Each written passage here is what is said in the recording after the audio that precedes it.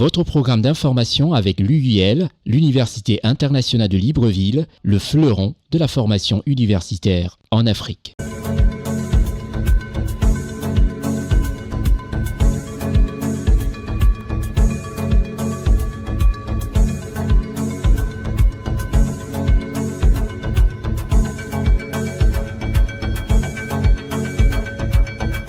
Merci de nous recevoir chez vous à ce programme politico-économique hebdomadaire. Dans ce programme, nous allons parler du Gabon.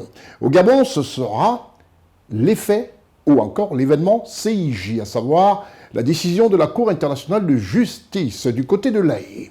Nous parlerons du Cameroun avec tout ce qui bouge. Au Cameroun, à quelques mois simplement des présidentielles. Nous parlerons de la Côte d'Ivoire aussi, à quelques mois simplement des présidentielles, mais surtout des événements. Il y en a qui s'enchaînent en Côte d'Ivoire et le plus important a été les assemblées annuelles de la Banque africaine de développement. On ira faire un tour du côté du Congo, chez le président Denis Sassou Nguesso. On restera au Bénin, en Guinée-Bissau et on ira au Tchad. Pour l'instant, vous êtes face à votre petit écran et vous avez fait le très bon choix. Alors, restez des nôtres. Je suis Constieka. En Côte d'Ivoire, Abidjan a abrité des sommets entre le Sahara et plein de différents sommets. Les équipes de CNN ont été de tout repos. Et encore, je dirais, le premier Ivoirien, à savoir le chef de l'État de Côte d'Ivoire, n'a été de tout repos. Entre autres, l'ouverture du Sahara, qui a connu une affluence non des moindres du côté du parc des expositions, dans la commune de Port-Bouët. S'en est suivi les audiences du chef de l'État. Et on a eu cette semaine le chef de l'État de la République de Côte d'Ivoire, son Excellence Alassane Ouattara, avec Monsieur Lord Colling, ministre chargé de l'Afrique au sein du Foreign, Commonwealth and Development Office. Des audiences accordées à son Excellence Madame Catherine Booker, l'ambassadrice de la Grande-Bretagne en Côte d'Ivoire. Ensuite, Monsieur Russell Hardy, le PDG de Vitol. Sans omettre de parler des assemblées annuelles de la Banque africaine de développement, en sigle la BAD, dont nous parlerons longuement dans cette émission, parce qu'il faut parler de la Côte d'Ivoire. Mais déjà, le président sortant de la Banque africaine de développement a fait quelques confidences sur le président Alassane Ouattara, le chef de l'État de la République de Côte d'Ivoire. Et je me permets de vous dire exactement ce qu'il a dit. Le président sortant de la BAD, M. Akinwumi Adesina, a dit, et je cite, « La Côte d'Ivoire est numéro 1 en matière de PIB en Afrique. C'est logique. Vous avez un président qui est un économiste chevronné à l'échelle internationale. Il a géré 120 pays à travers le monde, c'est pas un seul pays qui va le pétrifier. Avez-vous vu à quelle vitesse il a réussi à reconstruire ce pays après une longue période de guerre qui a pratiquement tout détruit? D'aucuns seraient encore dans les décombres de cette crise actuellement. On parle souvent d'endettement, mais vous parlez du président Alassane Ouattara, l'ex-directeur général du Fonds monétaire international, en sigle FMI. Que représente une dette pour lui? Rien qu'un calcul différentiel. D'ailleurs, l'allègement de 22% de cette dette en travaux d'intérêt public en 2027 la fera tomber à 41% contre 63% actuellement. C'est un processus savamment orchestré. Vous avez un homme extraordinaire à la tête de l'État, une fierté nationale et internationale. Dixit, le président sortant de la Banque africaine de développement. Je vous reviens juste après la réclame. Parlant de la Banque africaine de développement, on y reviendra longuement. C'était une semaine du 26 au 30 mai 2025 en Côte d'Ivoire. Et là, nous allons au Gabon. Ce pays dirigé par le président Brice Clotaire Oligui Nguema, chef de l'État élu à la 5e République de ce très beau pays. Et au Gabon, quelque chose a pratiquement secoué. D'abord le Gabon, ensuite l'Afrique en général, mais il fallait mettre un vrai point d'honneur et donner une explication à ce que certains ont un peu mal interprété. Il s'agissait du délibéré de la Cour internationale de justice du côté de La Haye. La Haye et après, s'interroge-t-on. Telle est la question à l'ordre du jour au palais présidentiel de Libreville où le président Brice Clotaire Oligui Nguema a donné rendez-vous aux acteurs et aux mandants dans le dossier et le match diplomatico-judiciaire qui oppose le Gabon et la Guinée équatoriale depuis l'aube du temps des colonies, il y a près d'un siècle et demi. Le mercredi 28 mai 2025, un jour mélangé de fêtes, de satisfaction, mais aussi de soulagement, car c'est le jour choisi sur l'agenda de Libreville et de cette belle terre africaine du Gabon pour la remise officielle de la grosse scellée de l'arrêt du 19 mai 2025 rendu à La Haye aux Pays-Bas par la Cour internationale de justice. Juridiction du système des Nations Unies chargée de trancher conflits et différends, notamment frontaliers, qui posent les États membres de l'ONU.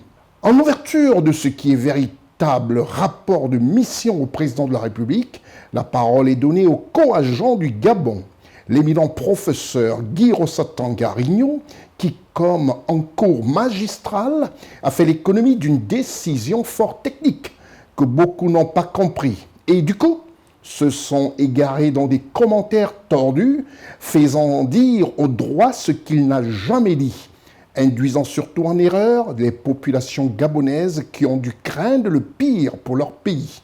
Puis est venu le tour de l'agent principal de la République gabonaise, le docteur Marie-Madeleine Boranzo, qui a clôturé les interventions par un brillant exposé articulé autour de 3 points majeurs.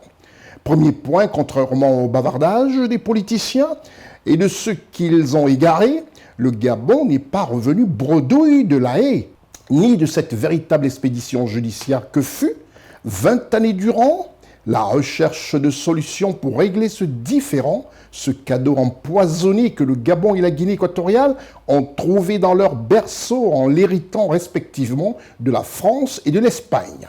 Deuxième point, 20 ans après, et malgré cette décision, les deux pays sont aujourd'hui au même point qu'au départ du processus onusien. Troisième point, le Gabon et la Guinée équatoriale n'ont pas d'autre choix que de mettre en place une commission mixte paritaire chargée de trouver une voie africaine pour en sortir. À l'instar du Cameroun et du Nigeria qui ont eu besoin de 10 ans de négociations pour signer un traité relatif à Bakassi. Nous avons décidé de vous diffuser dans ce programme juste un léger extrait final de ce grand discours qui marque la remise de cette grosse au président de la République du Gabon par le co-agent du Gabon et l'agent principal de la République gabonaise.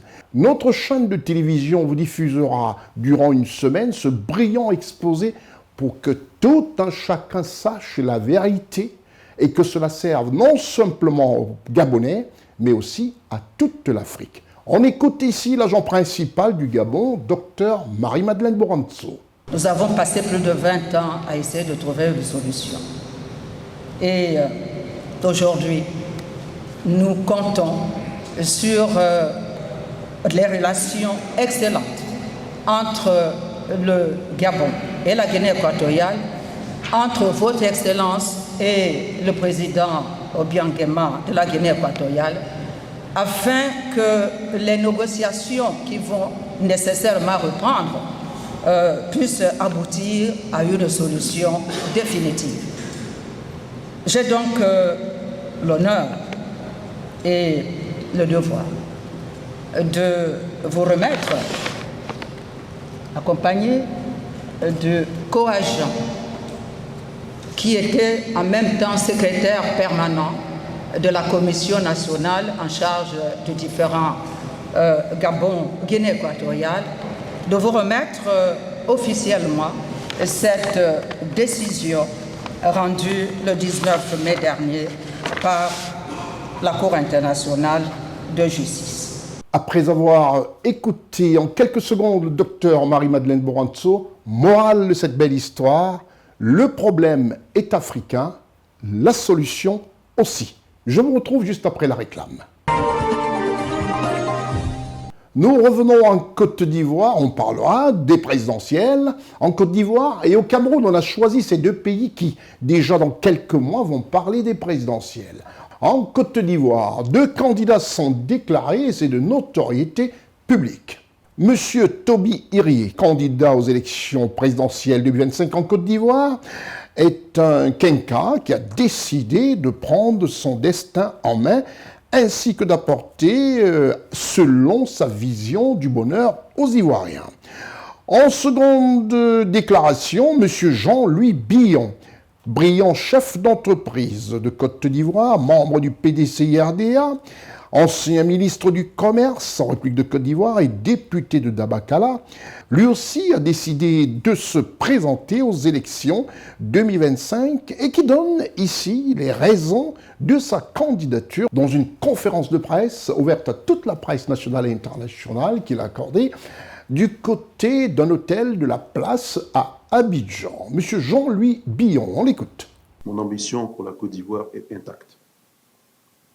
Je suis plus que jamais déterminé à aller à la conquête du pouvoir, non par ambition personnelle, mais en réponse à l'appel des Ivoiriens qui aspirent au changement. Après la Côte d'Ivoire, les présidentielles se préparent aussi du côté du Cameroun, à quelques mois. Les présidentielles 2025, et là-bas, on parle surtout du côté de l'opposition, du premier de la classe, si on peut le dire.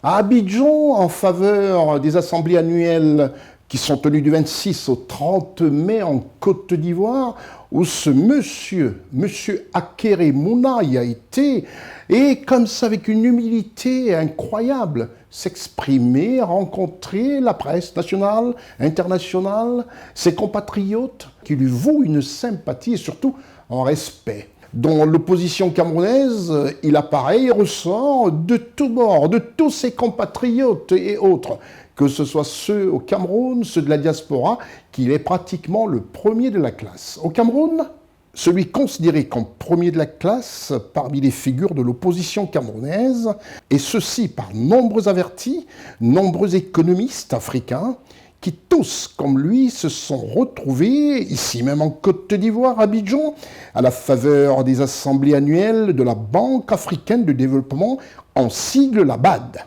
L'humilité de ce personnage de loi, un homme de loi et un politique, son charisme et les valeurs qu'il incarne, et surtout le respect des valeurs et des capacités de chacun de ses compatriotes font de lui un candidat sérieux à l'élection présidentielle d'octobre prochain au Cameroun, où sa candidature ne fait aucun doute, elle a été déclarée. Nous avons décidé de vous présenter sa déclaration de candidature qui montre aussi que le Cameroun est un pays démocratique au même point que la Côte d'Ivoire. On va écouter M. Akere Mouna, un homme de loi, quelqu'un qui a fait rayonner son pays, le Cameroun, à travers des grandes institutions dans lesquelles il a exercé, et quelqu'un qui a décidé aussi de changer son pays. Chers compatriotes camerounaises, chers compatriotes camerounais, aujourd'hui, alors que nous célébrons la journée de l'Afrique, nous commémorons bien plus que la naissance de l'Organisation de l'Unité africaine, le 25 mai 1963. Nous honorons l'esprit indomptable d'un continent qui a refusé de rester enchaîné. Ce jour nous rappelle que notre liberté a été conquise par l'unité et que notre avenir dépend de notre capacité à raviver cette même vision panafricaine. Le Cameroun a toujours été à l'avant-garde de la libération africaine. Le président Madou Ahidjo n'était pas seulement un leader national, mais un architecte fondateur de l'OUA, dont la sagesse a contribué à façonner le destin de notre continent. Nous sommes le seul pays africain à avoir produit 2 secrétaires généraux de cette grande institution. Pourtant, ces dernières décennies, la voix du Cameroun s'est affaiblie dans les couloirs de l'Union africaine. Ce silence doit cesser. La transformation de l'ONU en Union africaine visait à créer une véritable union des peuples africains, pas seulement des gouvernements. Aujourd'hui, une nouvelle génération de jeunes Africains intrépides insuffle une nouvelle vie à cette vision, exigeant progrès, innovation et unité. En tant que panafricaniste engagé, j'ai moi-même marché sur ce chemin. En tant que président élu du Conseil économique, social et culturel de l'UEA, le tout premier conseil, je dois dire, comme membre fondateur et ancien président de l'Union panafricaine des avocats, et comme ferme partisan du mécanisme africain d'évolution par les pairs, le MAEP, moteur de la démocratie, de la bonne gouvernance et de la transformation économique. Mon engagement pour l'Afrique, donc, ne se limite pas aux mots. Il se traduit en action. Tant que votre prochain président, je veillerai à ce que le Cameroun redevienne leader au sein de l'Union africaine, non pas seulement en parole, mais par des actions concrètes pour notre jeunesse, pour notre économie, pour notre destin africain commun. Rappelons-nous l'appel de notre hymne.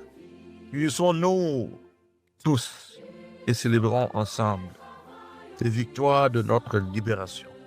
Engageons-nous et lever ensemble pour défendre notre liberté et notre unité. Telle est notre mission.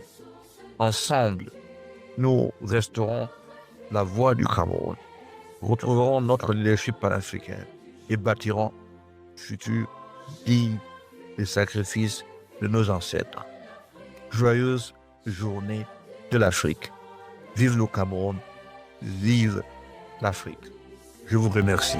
Voilà, pour parler des élections dans quelques mois dans ces deux pays phares. Et mastodonte, l'un du côté de l'Afrique de l'Ouest, à savoir la Côte d'Ivoire, et l'autre du côté de l'Afrique centrale, à savoir le Cameroun. Restez les nôtres, je vous retrouve juste après la réclame. CNN est disponible sur les bouquets Créolink au 12, numéricable au 12, CNN Télévision sur le bouquet digital disponible sur votre téléphone Android, TV Garden, sur l'application cnntv.ci et sur tous vos supports numériques. Nous allons parler du Gabon. Le Gabon, le pays du président Brice Clotaire Oligui Nguema. Au Gabon, le ministre d'État, ministre des Transports, M. Ulrich Mafumbi, est allé toucher du doigt les réalités dans les transports gabonais. Une mission d'inspection. Reportage CNN Libreville. À chaque étape de sa mission d'inspection, M. Ulrich Mafumbi, le ministre d'État, ministre des Transports de la République gabonaise, a été reçu par les responsables de structures de transport au Gabon avant d'inspecter leurs installations de Sogatra à Transurb en passant par Taxigab. M. Ulrich Mafumbi, ministre d'État, ministre des Transports de la République du Gabon, a observé de visu les problèmes auxquels sont confrontés les transporteurs, dont un nombre important de véhicules qui sont hors d'usage en raison du manque de ressources pour leur réparation. J'ai pu toucher du doigt les conditions de travail extrêmement difficiles dans lesquelles ces agents sont plongés, les difficultés qu'ils connaissent au quotidien, les problèmes, les revendications qui sont les leurs. Et je pense, sans trop me lancer dans de grands discours, qu'il est grand temps de passer à l'action, ce que nous allons faire, mes équipes et moi, dans des délais relativement courts pour soulager un temps soit peu ces agents. Ouvert au dialogue, M. Ulrich Mafumbi, ministre d'État, ministre des Transports de la République gabonaise, a attentivement écouté les revendications du directoire et du personnel des 3 entités visitées. Il va falloir qu'il y ait entre nous une convergence de vues. Il va falloir qu'on travaille avec Transurb pour pouvoir mutualiser les efforts. Et il va falloir mettre en place un certain nombre de politiques suffisamment efficientes pour permettre à la société Sogatra non seulement de retrouver ses lettres de noblesse, mais aussi d'inscrire le service public qu'elle offre, le transport, dans la durée.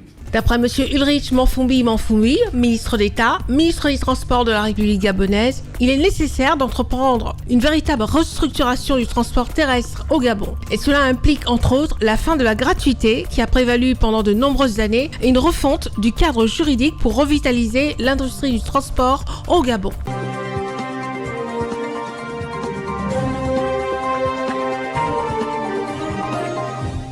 Nous restons toujours au Gabon, ce pays où l'actualité y va, où le gouvernement et ce premier chef, le président de la République, a décidé d'accélérer et de faire avancer les choses pour le plaisir de ses compatriotes gabonais. La première cuvée d'administrateurs certifiés de la 5e République gabonaise est à l'heure du professionnalisme. Reportage CNN Libreville. 13 professionnels issus des secteurs publics, privés et des affaires ont reçu leur parchemin après avoir brillamment complété les 3 modules de formation, le parcours certificat d'administrateur en sigle PCA. Un programme rigoureux combinant formation à distance et présentiel, cette initiative de formation de haut niveau a été rendue possible grâce à un partenariat stratégique entre les acteurs clés du secteur. Le cabinet Stratex, reconnu pour son expertise en conseil et en formation, et l'Institut français des administrateurs, une référence en matière de gouvernance d'entreprise. Nous avons exploré les thématiques fondamentales qui sont au cœur des préoccupations actuelles des conseils d'administration. Parmi elles, nous pensons notamment aux fondamentaux et aux enjeux de la bonne gouvernance qui constituent le socle de toute organisation solide. Ce parcours certifiant administrateur que vous venez de suivre avec succès, est pour moi un symbole fort de la maturité économique du Gabon. Ce cycle, combinant ateliers pratiques en ligne et présentiels, projections et simulations de conseils d'administration encadrés par des experts, a permis à Madame Isabelle Essongué, directrice du groupe CK Gadis, et aux autres lauréats de se sentir outillés et prêts à exercer leur leadership. Ce parcours d'administrateur, il va faire appel à la fin notre compétence réflexive. L'ambition de la FEG, par le biais de la Liga, à travers cette initiative est claire, professionnaliser la fonction d'administrateur au Gabon et accompagner les acteurs économiques vers une gouvernance plus efficace et responsable. Étape s'ouvre pour vous, celle de l'engagement, celle de l'action, celle de l'impact. Vous avez été formé pour gouverner. Cette première promotion de certifié représente donc le jalon symbolique témoignant de l'apparition d'un nouveau type d'administrateur au Gabon, mieux équipé pour répondre aux demandes actuelles de gestion des entreprises et des organisations.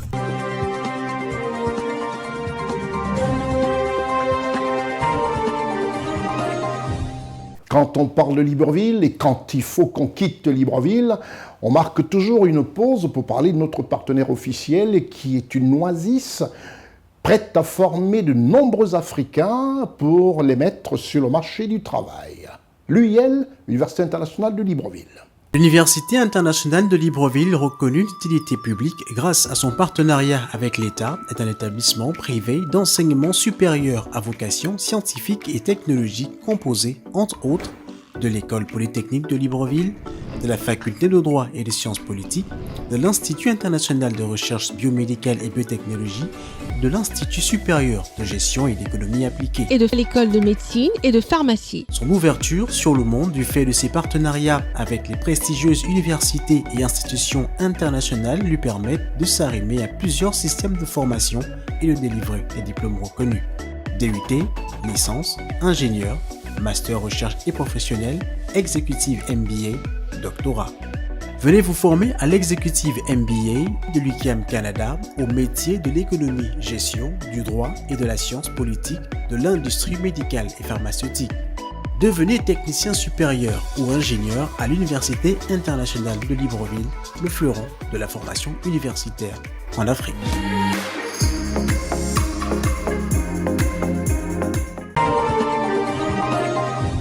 Nous quittons Libreville, retour en Côte d'Ivoire. Ce pays présidé avec beaucoup d'admiration de part et d'autre par le président Alassane Ouattara, chef de l'État de Côte d'Ivoire. En Côte d'Ivoire, l'ANAGED renforce la gestion des déchets. De nombreuses villes de province en Côte d'Ivoire sont concernées pour le bonheur de leur population.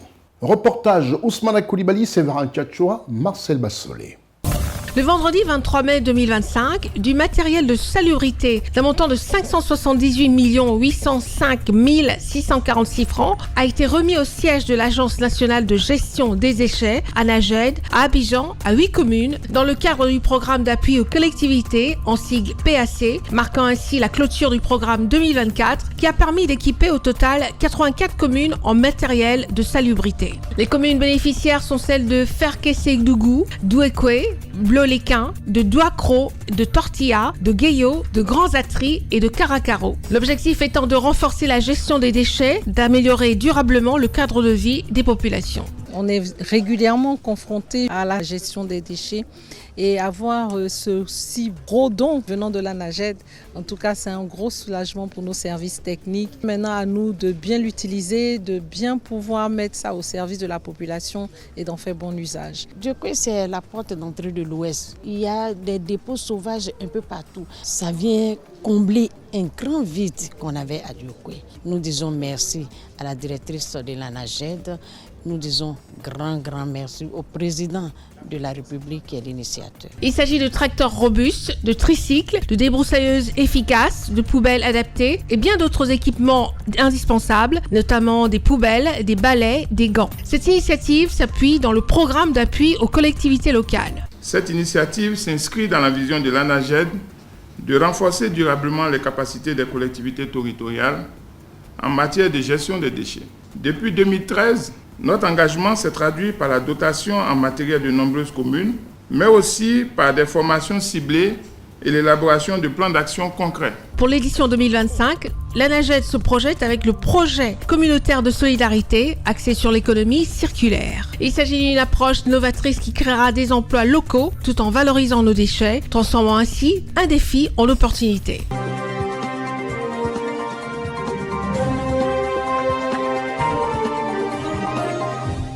Nous quittons la Côte d'Ivoire un tant soit peu simplement pour le Congo. Le Congo du président Denis Sassou Nguesso, un président qui à sa manière fait tout pour apporter du bonheur à ses compatriotes congolais. Au Congo, la 62e édition de la Journée de l'Afrique a été l'objet d'une déclaration du gouvernement de la République du Congo. Reportage Gérard Richard Giozo, Séverin Tchatchoua, Marcel Bassolé. Justice pour les Africains et les personnes d'ascendance africaine, c'est le thème retenu pour célébrer la Journée de l'Afrique le 25 mai 1963. Cette date rappelle en effet la fondation de l'Organisation de l'Unité africaine. En mai 1963, 32 chefs d'État africains qui avaient accédé à l'indépendance s'étaient rencontrés à Addis Abeba, en Éthiopie, à l'effet de signer la charte portant création de la première institution continentale africaine, formée au lendemain des indépendances, l'Organisation de l'Unité africaine, en sigle l'OUA, devenue plus tard l'Union africaine, en sigle UA, qui est une organisation continentale à laquelle ont adhéré 55 États membres qui composent les pays du continent africain. Dans la déclaration du gouvernement congolais rendue publique à cet effet, M. Jean-Claude Gakoso, ministre congolais des Affaires étrangères, de la francophonie et des Congolais de l'étranger, a évoqué le choix du thème. Ce thème vient donc rappeler le souvenir d'un crime longtemps occulté. C'est pour répondre à notre devoir de mémoire, pour empêcher l'oubli, mais aussi pour réclamer justice, que ce thème a été instruit. En instruisant ce thème, les chefs d'État et de gouvernement de l'Union africaine en appellent au fond à la communauté des nations à reconnaître qu'il existe une dette morale sans précédent vis-à-vis des peuples africains et que cette dette induit au minimum réparation et compensation. Le ministre congolais des Affaires étrangères, M. Jean-Claude Gakoso, a réaffirmé l'engagement de la République du Congo envers la cause africaine. Le Congo poursuivra invariablement son combat aux côtés des autres pays du continent pour l'intégration effective des économies et pour l'émancipation intégrale des peuples. Le destin de l'Afrique est pour l'essentiel entre nos mains. Ensemble, répondons à l'appel de l'histoire et faisons de l'Afrique l'une des puissances incontournables du Sud global. La 62e édition de la Journée de l'Afrique met l'accent sur la promotion de la paix et de la prospérité pour tous les Africains, conformément à l'agenda 2063 de l'Union africaine.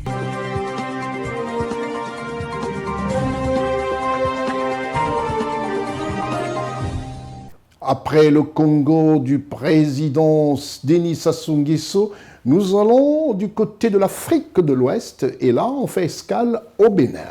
Au Bénin, le président de la République, son Excellence Patrice Talon, qui est chef de l'État de la République du Bénin. Et dans ce pays, le Bénin, la prévention routière, un mouvement remarquable par tous à Cotonou, ce qui rassure et baissera les accidents entre les véhicules. Reportage Gozo Richard, Séverin Tchatchoua, Marcel Bassolé.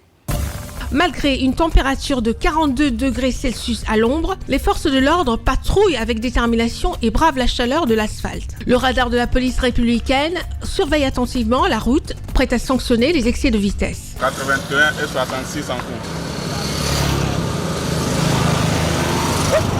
Cette opération de contrôle routier préventif a été précédée quelques heures auparavant d'un atelier d'échange au profit des différents intervenants du secteur routier. Une action inscrite en concordance avec la commémoration du mois de la sécurité routière à Yelomé, couplée avec la Semaine mondiale des Nations Unies pour la sécurité routière et l'édition 2025 de la Journée de la sécurité routière en sigle OSRAO. Placée sous le thème sécurité des déplacements à pied et à vélo, l'actuelle semaine que nous célébrons a vocation à stimuler l'action au niveau national et local pour rendre la marche et le vélo plus sûrs dans nos pays. Le combat pour la sécurité routière ne peut être gagné que dans une dynamique collective. 2 présentations ont animé cet atelier. La première portait sur le contrôle et les sanctions liées aux excès de vitesse au Bénin et la seconde sur les fonctionnalités de la plateforme de paiement électronique du contrôle technique automobile. Déjà, je vais commencer par demander aux collègues conducteurs professionnels qu'il faut vraiment un changement de comportement. Parce qu'aujourd'hui, nous avons compris que la police n'est pas là pour notre mal. Au contraire, c'est pour nous accompagner. Cette période marque le début d'une sensibilisation accrue, d'une éducation renforcée et d'actions concrètes pour améliorer la sécurité routière au Bénin et réduire significativement le nombre d'accidents.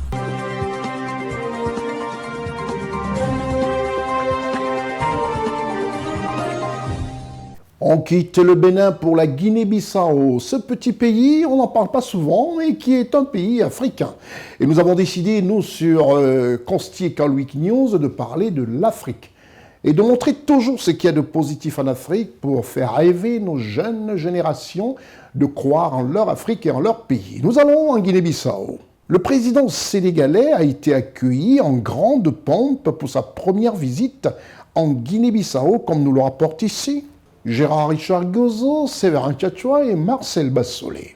Le président sénégalais, son excellence Bassirou Diomaye Faye, a été reçu par son homologue, son excellence Oumarou Sissoko Embalo, au palais de la République de Guinée-Bissau avec toute la solennité d'une visite d'État. Après les honneurs militaires, exécution des hymnes nationaux, les 2 dirigeants passent en revue les troupes avant de prendre part à un défilé de la garde d'honneur de la République de Guinée-Bissau.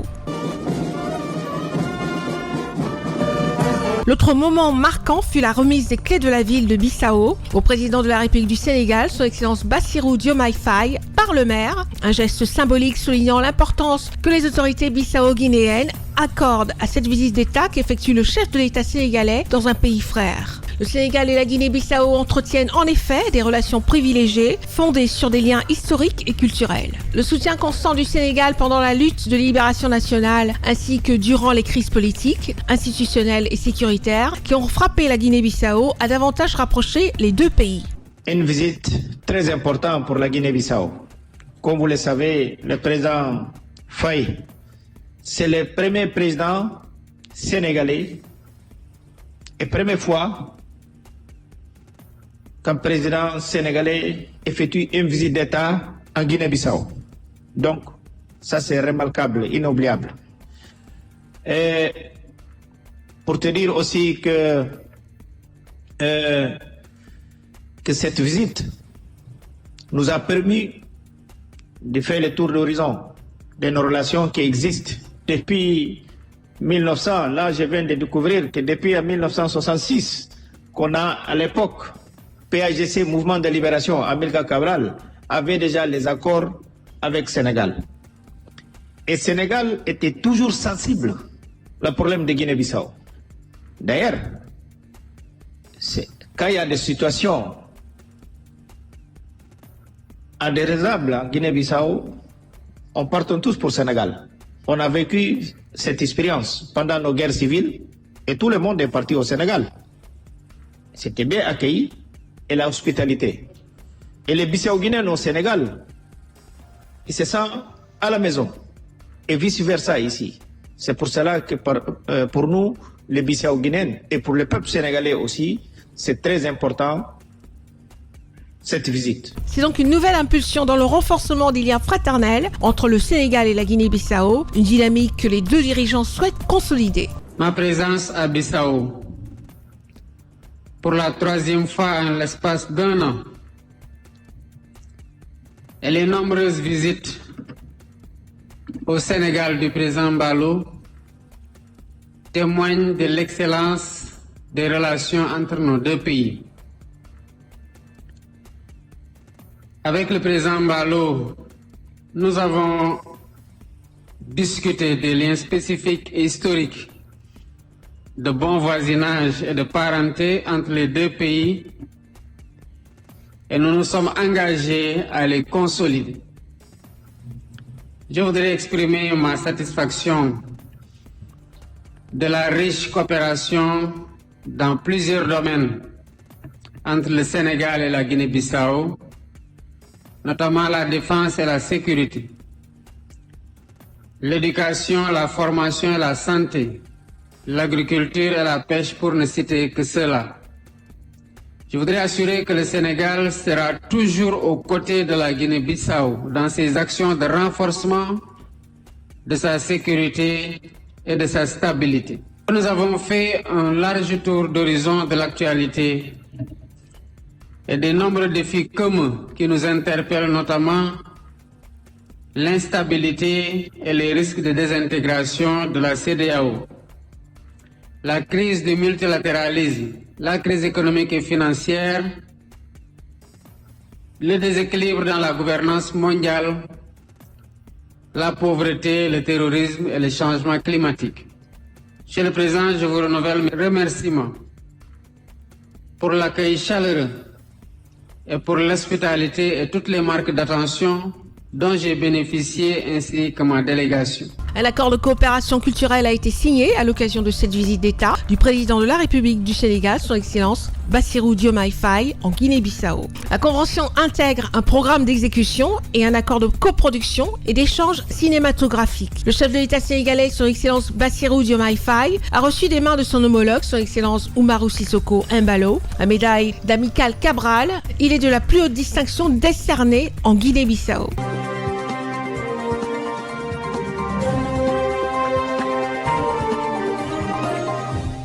Après le Bénin, si nous vous obligeons comme ça à faire un voyage à travers l'Afrique, rien de plus normal et cela fait plaisir aux téléspectateurs qui nous le rendent bien par leur assiduité face à ce petit écran. Nous allons quitter la Guinée-Bissau, le président sénégalais a été bien reçu, et nous allons repartir sur le Gabon en Afrique centrale. Pas de répit pour le chef de l'État gabonais. Réforme, efficacité et priorité au bonheur des populations gabonaises. Ainsi l'a relaté la déclaration du secrétaire général de la présidence de la République gabonaise. Reportage CNN Libreville. L'administration provisoire de la Société d'énergie et d'eau du Gabon, en abrégé SEEG, instaurée le 27 août 2024, prend fin à compter du 28 mai 2025. Aussi, à compter de cette date, la gestion de la SEEG sera pleinement rétrocédée à ses organes sociaux réguliers, conformément au statut de la société et aux dispositions de l'acte uniforme OHADA relatif aux droits des sociétés commerciales et du groupement d'intérêt économique. En conséquence, les fonctions de l'administrateur provisoire de la SEEG prennent fin à compter de cette même date, conformément à l'ordonnance du tribunal de commerce de Libreville en date du 28 février 2025. Dans ce contexte, le Fonds gabonais d'investissement stratégique, en abrégé FGIS, en sa qualité d'actionnaire majoritaire, est invité à prendre toutes les dispositions nécessaires en lien avec cette rétrocession de gestion. Le gouvernement de la République, à travers le ministre de l'Accès universel à l'eau et à l'électricité, ainsi que le ministre de l'Économie, des Finances, de la Dette et des Participations, chargé de la lutte contre la vie chère, veillera à la bonne exécution de ces mesures qui seront entérinées en Conseil des ministres dans l'intérêt supérieur de la nation et au bénéfice des usagers. Je vous remercie.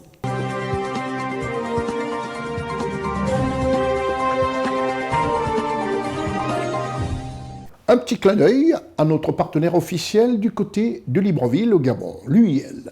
L'Université internationale de Libreville, reconnue d'utilité publique grâce à son partenariat avec l'État, est un établissement privé d'enseignement supérieur à vocation scientifique et technologique composé, entre autres, de l'École polytechnique de Libreville, de la Faculté de droit et des sciences politiques, de l'Institut international de recherche biomédicale et biotechnologie, de l'Institut supérieur de gestion et d'économie appliquée, et de l'école de médecine et de pharmacie. Son ouverture sur le monde du fait de ses partenariats avec les prestigieuses universités et institutions internationales lui permettent de s'arrimer à plusieurs systèmes de formation et de délivrer des diplômes reconnus. DUT, licence, ingénieur, master recherche et professionnel, exécutive MBA, doctorat. Venez vous former à l'exécutive MBA de l'UQAM Canada au métier de l'économie, gestion, du droit et de la science politique de l'industrie médicale et pharmaceutique. Devenez technicien supérieur ou ingénieur à l'Université internationale de Libreville, le fleuron de la formation universitaire en Afrique.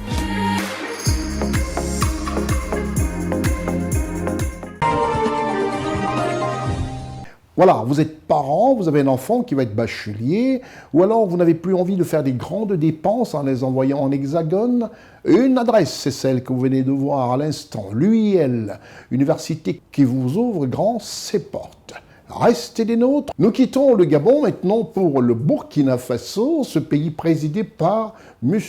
Ibrahim Traoré, chef de l'État burkinabé. Dans le pays du capitaine Ibrahim Traoré, appelé le Burkina Faso, le pays des hommes intègres, le Burkina Faso est fier de vous présenter la première femme pilote de chasse dans ce pays des hommes intègres. Gérard Richard Gozo, Séverin Tchatchoua, Marcel Bassolé.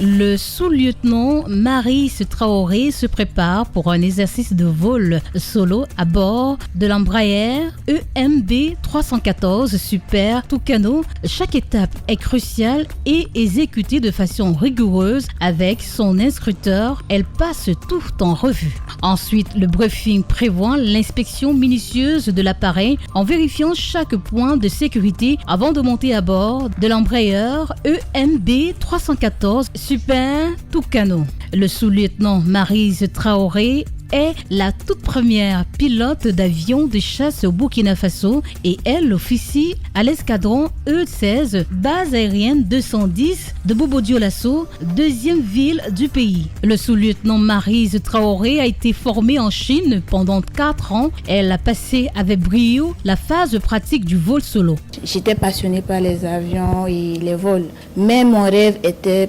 surtout porté sur les avions de chasse, autrement appelés avions de combat. Et pour 2 principales raisons. La première était l'adrénaline que procure le pilotage d'avions de chasse et également le fait que, certes, il y a des femmes dans le domaine de l'aviation, mais pas celui du pilotage de chasse en fait. Donc, j'ai voulu tester mes limites. Une fois installé dans l'avion, les dernières vérifications s'effectuent. La verrière se ferme et l'Embraer EMB 314 Super Tucano s'élance pour un circuit de 4 tours à une altitude de 1000 pieds, soit 300 mètres. Une étape nécessaire pour l'obtention de sa licence sur ce type d'appareil. Elle pose l'avion après avoir bouclé son parcours. Son exercice est une parfaite réussite avec les félicitations de ses instructeurs. Ensuite, le débriefing, un moment essentiel d'échange pour analyser le vol. Nous avons fait ce matin la consécration de la phase pratique avec le vol solo. Durant la phase théorique, on a vu son engouement pour les cours. On a vu durant la phase pratique également sa ponctualité, son abnégation, son dévouement, son envie d'apprendre. On est satisfait de son rendement. L'abnégation, la quête de performance et l'aspiration à un résultat impeccable caractérisent le sous-lieutenant Maryse Traoré. Ces qualités suscitent l'admiration de sa hiérarchie. Elle a su montrer par son engagement qu'elle peut faire la même chose que ce que les autres font et par ses résultats également, voilà, elle a pu faire la différence. Et aussi, c'est une qui s'est toujours montée professionnelle. Être pilote de chasse dans le domaine militaire, c'est vraiment l'élite du pilotage. Être personnel féminin ou non, là n'est pas la question. Est-ce qu'elle peut faire ce qui est prévu pour la chasse? Dès qu'elle valide, elle est automatiquement considérée comme une des nôtres. On est très fiers parce que il y a des phases assez critiques et si le jeune pilote arrive à les dompter, nous on est très satisfaits. En plus de son rôle de pilote de chasse, elle est également impliquée dans des opérations sur le terrain pour combattre le terrorisme.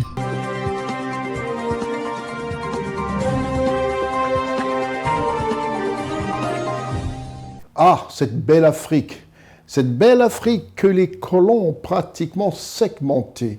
On pouvait marcher à pied, on le fait d'ailleurs, on quitte à pied Ouagadougou, on arrive à Abidjan simplement. C'est ce qui nous fait quitter le Burkina Faso pour la Côte d'Ivoire, le pays présidé par un homme respecté de tous les économistes qui sont depuis pratiquement 4 jours en Côte d'Ivoire et n'ont qu'un seul refrain, Alassane Ouattara. Alassane Ouattara, le président de la République de Côte d'Ivoire, chef de l'État. En Côte d'Ivoire, son Excellence M. Alassane Ouattara, chef de l'État ivoirien, a accordé une audience au ministre britannique chargé de l'Afrique, à sa résidence présidentielle à Cocody. Et il faut le préciser, sa résidence présidentielle en bordure de la lagune Ébriée, comme pour dire un patriotisme vrai dans l'amour pour son pays.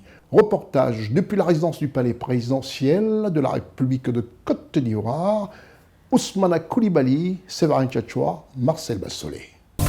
Le ministre britannique chargé de l'Afrique a félicité le chef de l'État ivoirien, son Excellence Alassane Ouattara, pour les progrès remarquables accomplis par la Côte d'Ivoire dans tous les domaines. Ils ont ensuite échangé sur les questions de développement et de partenariat entre les deux pays pour une croissance économique forte et mutuellement bénéfique. Nous avons eu l'occasion de parler du développement de notre partenariat, un partenariat beaucoup plus fort pour une croissance économique. J'ai félicité son Excellence pour ses réalisations formidables qu'il a menées dans ce pays.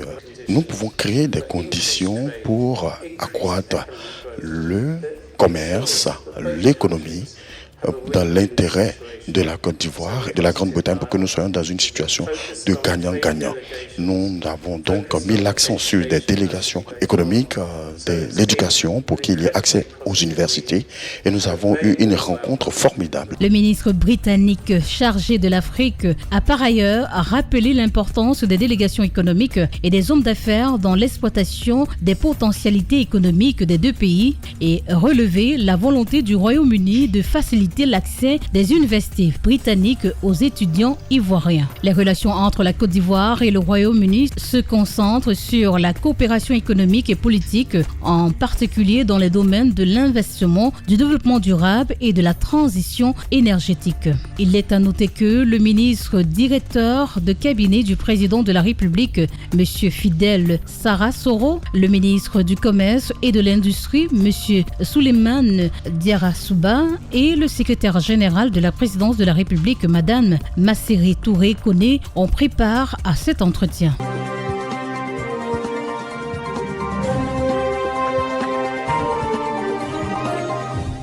Juste un petit rappel pour suivre notre chaîne de télévision en dehors du grand écran à domicile, même dans le métro pour ceux qui sont à l'Hexagone et même dans un taxi, dans un Yango pour ceux qui sont en Côte d'Ivoire, au Cameroun, au Gabon et part et d'autres. Voici comment suivre CNN. CNN est disponible sur les bouquets Créolink au 12, numéricable au 12, CNN Télévision sur le bouquet digital disponible sur votre téléphone Android, TV Garden, sur l'application cnntv.ci et sur tous vos supports numériques. Nous restons toujours en Côte d'Ivoire où l'actualité, comme je vous l'ai dit au départ, a été très dense durant cette semaine. Le pays du président Alassane Ouattara, chef de l'État de Côte d'Ivoire. Oui, il faut le rappeler, c'est normal. Pour ceux qui nous écoutent de part et d'autre, il faudrait bien connaître qui sont ceux qui dirigent nos différents États africains. La capitale ivoirienne, Abidjan, reconnue capitale des conseils économiques de l'espace francophone. Reportage Ousmane Koulibaly, Séverin Tchatchoua, Marcel Bassolé.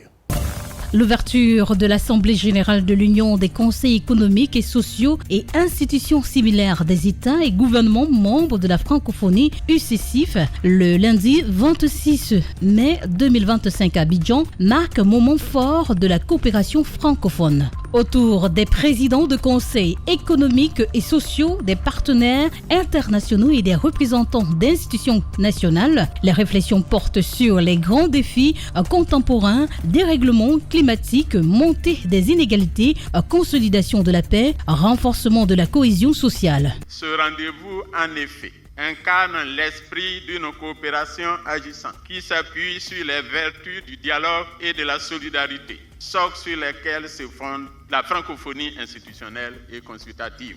En abritant cette rencontre, le Césaire Côte d'Ivoire réaffirme sa pleine adhésion aux valeurs qui nous unissent et contribue à la dynamique collective de renforcement de la démocratie participative dans l'espace francophone. Lors de cette assemblée générale qui s'est tenue dans l'enceinte du CESEC à Abidjan Plateau, le docteur Eugène Aka Ouele, président du Conseil économique, social, environnemental et culturel de Côte d'Ivoire en cycle CESEC, a été élu président de l'Union des conseils économiques et sociaux et institutions similaires francophones en cycle UCSIF. Ainsi, il assurera la présidence de l'UCSIF pour une mandature de 3 ans, 2025-2028. Aujourd'hui, nous allons acter le passage de témoin de notre union à la Côte d'Ivoire. Votre mandat représente une formidable opportunité, à la fois pour la francophonie et pour l'UCISA, notre fêtière africaine. C'est l'occasion de renforcer davantage les synergies entre nos deux organisations. Représentant le chef de l'État ivoirien, son Excellence Alassane Ouattara, le Premier ministre, chef du gouvernement, M. Robert Begré-Mambé, a souligné le soutien du gouvernement ivoirien aux atteintes des ambitions de l'Union des conseils économiques et sociaux et institutions similaires francophones en cycle UCSIF. Le président de la République, tout en se réjouissant du soutien unanime que vous avez apporté à la désignation de notre pays pour présider l'UCSIF, vous assure de son plein soutien dans la mise en œuvre des initiatives à venir. Je voudrais dès lors vous inviter à continuer de faire vos efforts pour une amélioration continue de la contribution de cette union aux questions qui se posent à nos États et à nos sociétés. Pour cette nouvelle mandature 2025-2028 du Dr Eugène Aka Ouele à la tête de l'Union des conseils économiques et sociaux et institutions similaires francophones en cycle UCSIF, la cinquantaine de participants à cette assemblée générale, dont une dizaine de présidents de conseils économiques, sont grandes. Ensemble, et derrière lui, nous allons faire en sorte que la présidence soit une présidence marquée d'harmonie, mais de développement de nos pays basé sur le dialogue social. On va essayer d'amplifier ce que nous avons déjà fait. Nous allons renforcer les liens entre nos conseils pour partager les meilleures pratiques, renforcer les liens de nos conseils avec les institutions de la francophonie. Et puis je sais que le président Aka Ouele est très attaché aux questions de développement d'une manière générale et de développement économique notamment. 3 axes pour positionner l'UCSIF comme partenaire stratégique pour l'espace francophone. La vision du nouveau président, le docteur Eugène Aka Ouele. Cette feuille de route traduit une ambition de faire de l'UCSIF un acteur central du multilatéralisme francophone. Elle appelle une mobilisation collective et requiert bien entendu des moyens et des alliances pour ce faire. Aujourd'hui, plus que jamais, il ne s'agit plus uniquement de partager des expériences, mais de construire ensemble des réponses cohérentes et adaptées aux défis communs qui se posent à nos sociétés. Dans un monde en perpétuelle mutation, la réinvention des politiques publiques s'impose comme une exigence. À cet égard, l'espace francophone, fort de plus de 300 millions d'hommes et de femmes répartis sur les 5 continents, constitue un levier précieux. Dans cette perspective que le président de la République de Côte d'Ivoire, son Excellence Alassane Ouattara, a fait de la francophonie un axe stratégique de sa diplomatie. Il est à noter que l'UCCIF bénéficie de l'entrée de deux nouveaux, en l'occurrence la Belgique et la Bulgarie.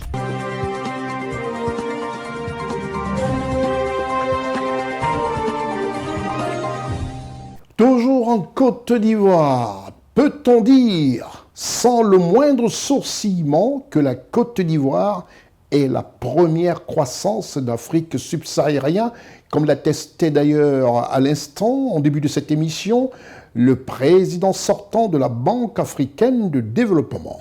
Ousmane Coulibaly, Séverin Tchatchoua, Marcel Bassolé nous en donnent la preuve. Elle affiche sur l'année 2024 une croissance moyenne de 4% du PIB. Toutefois, l'Afrique subsaharienne ralentit son élan de croissance économique en 2025 à cause des menaces d'insécurité et d'incertitude associées aux nouveaux chocs mondiaux, comme les droits de douane américains. D'après le Fonds monétaire international, malgré ce contexte, l'économie de la Côte d'Ivoire fait preuve d'une grande résilience, avec un indice de croissance du produit intérieur brut atteignant 6,5%, ce qui est de 2,5% au-dessus de la moyenne régionale. La Côte d'Ivoire, comparée aux pays de la région, ce qui fait sa résilience, c'est vraiment cette diversification de la structure de son économie. Pour créer des emplois, stimuler la croissance et soutenir la résilience en Afrique subsaharienne, le FMI recommande la diversification économique, un ajustement prudent et continu, des réformes structurelles cohérentes et une communication claire et crédible, recommandations déjà intégrées par la Côte d'Ivoire dans ses plans nationaux de développement. Le pays poursuivra la mise en œuvre de sa stratégie de développement à travers la poursuite de l'exécution du PND 21-25 et la mise en œuvre de celui couvrant la période 26-30. Il s'agira de mettre en œuvre les politiques et programmes afin de maintenir une croissance économique forte, inclusive et durable pour hisser la Côte d'Ivoire au rang des pays à revenus intermédiaires, la tranche supérieure d'ici 2030. Le FMI présente les forces et faiblesses macroéconomiques de 45 pays africains dans son rapport 2025 sur les perspectives économiques de l'Afrique subsaharienne intitulé « Une reprise interrompue ».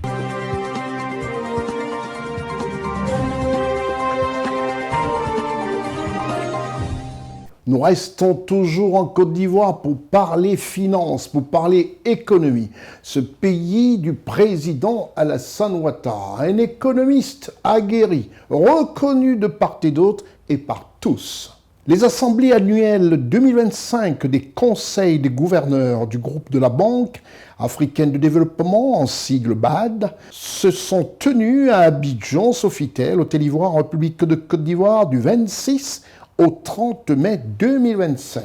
Toute couverte par l'équipe de CNN du côté du palais de congrès Sofitel de l'Hôtel Ivoire, où il y avait tout le Gotha africain qui parle économie.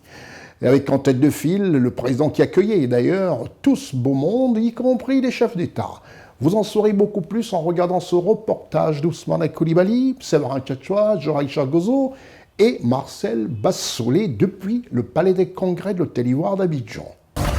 L'auditorium du Sofitel Hôtel Ivoire d'Abidjan était ce 27 mai 2025 d'une affluence de jour exceptionnelle. L'ouverture des assemblées annuelles 2025 des conseils des gouverneurs du groupe de la Banque africaine de développement, en sigle BAD. Dans le salon présidentiel premier huis clos, le chef de l'État ivoirien, son Excellence Alassane Ouattara, qu'entourait le Premier ministre M. Robert Begré-Mambé, les présidents des hautes institutions ivoiriennes, la vénérable Kandia Camara, le président de l'Assemblée nationale de Côte d'Ivoire, l'honorable Adama Bictogo, le Premier ministre du Niger, la ministre de l'économie, du plan et du développement, Mme Nialé Kaba. Tour à tour, en présence du président sortant de la BAD, son Excellence Alassane Ouattara a reçu ses homologues des Comores, du Ghana et certaines personnalités, selon le protocole établi pour cette circonstance, ont immortalisé cet instant par une photo de famille. Puis, la délégation des chefs d'État et gouvernement, conduite par son Excellence Alassane Ouattara, ont fait leur entrée dans l'auditorium archi-comble du Palais des Congrès et fait place à l'ouverture féerique en son dans ses lumières, relatant le riche patrimoine culturel ivoirien et des images et voix du président Félix Houphouët-Boigny, dont la mémoire ainsi honorée sur ses terres au bord de la lagune ébriée.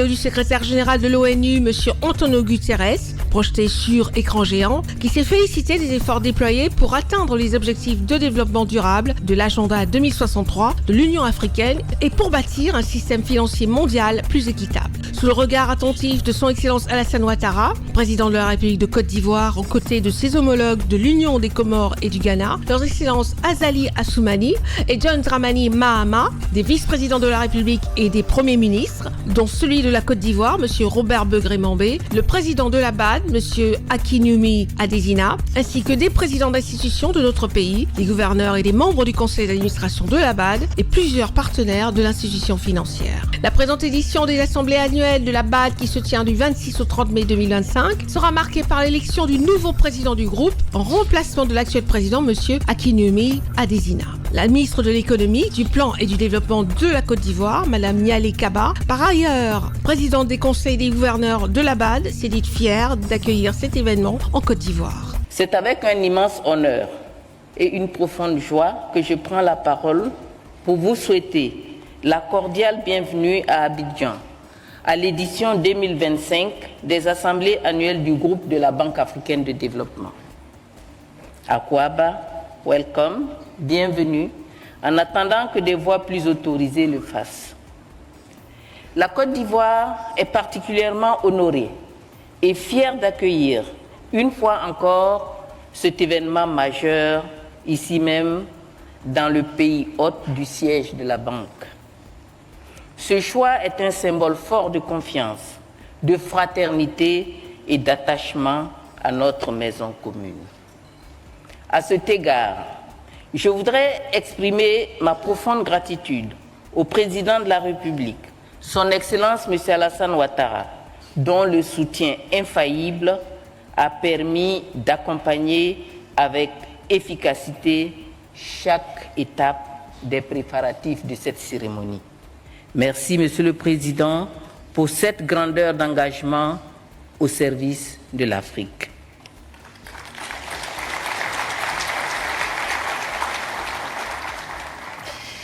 Excellences, Mesdames et Messieurs, les présentes assemblées se tiennent dans un contexte mondial marqué par des turbulences et des incertitudes multiples qui ne laissent d'autre choix à l'Afrique que de se rassembler autour d'elle-même et autour de ses institutions les plus fortes. La Banque africaine de développement, par sa vision panafricaine et son engagement en faveur de la transformation structurelle du continent, se positionne au cœur de cette dynamique. Le président sortant de la BAD, M. Akinwumi Adesina, a fait le bilan de ses 2 mandats à la tête de l'institution financière panafricaine. Il a exprimé toute sa fierté pour le travail accompli et son impact sur les populations africaines, tout en précisant avoir fait de la BAD une institution de classe mondiale. Le président sortant de la BAD, M. Akinwumi Adesina, a souligné que le capital de la Banque africaine de développement est passé de 93 à 318 milliards de dollars en 10 ans sous son mandat. J'ai vécu ici 15 ans avant d'être élu président de la banque. J'avais fait 5 ans à Bouaké. J'étais économiste principal pour l'Association pour le développement de la riziculture en Afrique. Donc, à part du Nigeria, mon pays de naissance, c'est le pays où j'ai vécu le plus long dans toute ma vie. Donc, je me considère comme Ivoirien. Ce seront mes dernières assemblées annuelles en tant que président du groupe de la Banque africaine de développement. C'est un moment privilégié de réflexion sur ces 10 années de mandat. C'est aussi l'occasion de rendre compte publiquement de la mission que vous m'avez collectivement confiée. L'appui financier de la Banque africaine de développement à la Côte d'Ivoire a augmenté 500% en 10 ans. Pour donner une ordre de grandeur, de 1964 à 2014, les appropriations cumulées en faveur de la Côte d'Ivoire s'élevaient à 2,3 milliards d'euros. Mais depuis 2015, la banque a engagé, dans 10 ans seulement, 3,6 milliards d'euros supplémentaires, soit un volume qui est presque 2 fois supérieur à celui qui a été approuvé au cours des 50 années précédentes. Sous une slave d'applaudissements saluant la montée sur le pupitre pour son intervention à cette occasion, le président de la République de Côte d'Ivoire, son Excellence Alassane Ouattara, a tenu à féliciter particulièrement M. Akinwumi Adesina pour son engagement en faveur du développement du continent, d'autant que sous sa direction, la Banque africaine de développement a enregistré des performances remarquables guidées par les priorités réunies sous l'appellation des High Five, à savoir éclairer l'Afrique, nourrir l'Afrique, industrialiser l'Afrique, intégrer l'Afrique et améliorer la qualité de vie des Africains. Les perspectives économiques mondiales restent modestes et incertaines, tandis que celles de l'Afrique, bien qu'en légère amélioration, demeurent insuffisantes pour répondre aux besoins de transformation du continent et surtout de protection des populations.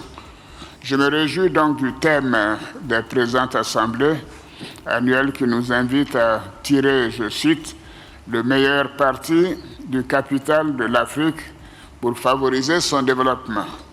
C'est un véritable challenge. Ce thème nous donne ainsi l'occasion d'échanger sur les réformes et les politiques à mettre en œuvre pour permettre au capital humain, naturel, financier et commercial de contribuer efficacement à la transformation structurelle des économies africaines. Je voudrais insister pour dire que l'Afrique dispose d'un potentiel remarquable, porté par une population jeune et talentueuse, des ressources naturelles et minières abondantes, des opportunités d'investissement attractives et des perspectives économiques prometteuses. Avec un tel potentiel, on peut se poser la question pourquoi cette lente transformation socio-économique du continent. Et cela demeure un paradoxe. Une meilleure valorisation du capital devrait donc permettre de libérer le potentiel de développement et accélérer la transition vers des économies plus inclusives, plus vertes et plus résilientes. Ces assemblées annuelles de la BAD invitent à tirer le meilleur parti du capital de l'Afrique pour favoriser son développement. La présente édition des assemblées annuelles de la BAD, qui se tient du 26 au 30 mai 2025, sera marquée par l'élection du nouveau président du groupe en remplacement de l'actuel président, M. Akinwumi Adesina. En marge de la cérémonie d'ouverture, le président de la République de Côte d'Ivoire a eu un deuxième huis clos avec ses homologues de l'Union, des Comores et du Ghana, ainsi qu'avec le Premier ministre du Niger, M. Lamine Zen, le vice-premier ministre, ministre des Affaires étrangères de Belgique, M. Maxime Albert Prévost, et le président de la commission de l'UEMOA, M. Abdoulaye Diop, sur le renforcement des relations de coopération entre la Côte d'Ivoire et leurs pays et institutions. Le président Ouattara est véritablement un champion de l'intégration économique africaine, de l'intégration africaine de façon générale. Et cela a été conforté aujourd'hui. Au niveau de notre sous-région, UEMOA aussi, il a toujours soutenu le processus d'intégration depuis le début. Nous avons discuté des questions institutionnelles liées à la marche de notre union, UEMOA.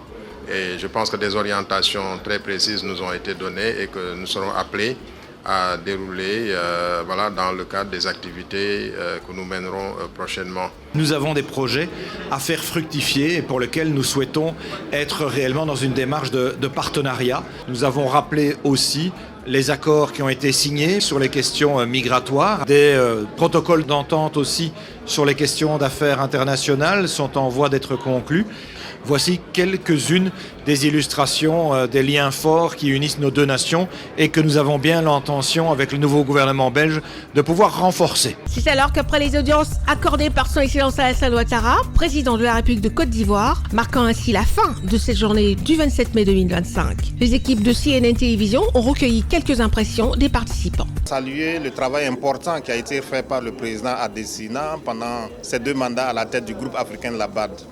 Nous avons noté des grandes réalisations, donc conformément à la stratégie de la banque, et il y a lieu de se réjouir de ce qu'il a pu réaliser. Il a transformé véritablement la banque au cours de ces 10 dernières années. Et nous, dans les organisations sous-régionales, nous avons bien noté comment la banque a accompagné les organisations sous-régionales pour approfondir l'intégration régionale en Afrique. C'est une cérémonie qui est très bien organisée. et qui permet encore de confirmer la place importante de la Banque africaine de développement dans la transformation du continent, avec les investissements massifs qui ont été faits les 10 dernières années et bien avant.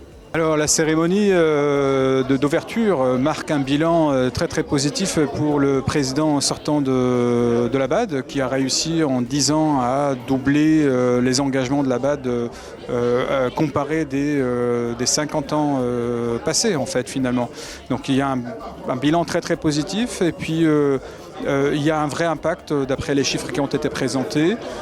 Donc on voit bien que le capital humain, le capital financier et les ressources naturelles qui regorgent sur ce continent peuvent se conjuguer ensemble pour faire la différence et répondre aux besoins d'investissement qui sont colossaux quand même au niveau de l'Afrique. I think the theme is very important.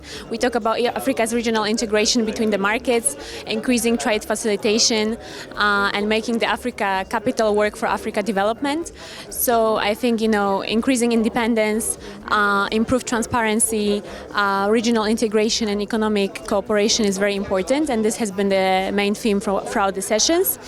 We're partners with the African Development Bank, and we've done a lot of projects around value-added exports. With the support of AFDB, we were able to initiate laudable projects in Nigeria, namely the Large Group project, which is a share processing plant in Ogun State in Nigeria. We also worked with them to initiate other laudable projects in FCT Abuja, as well as other projects we have in Zamfara State, a gold mining project we have in Zamfara State.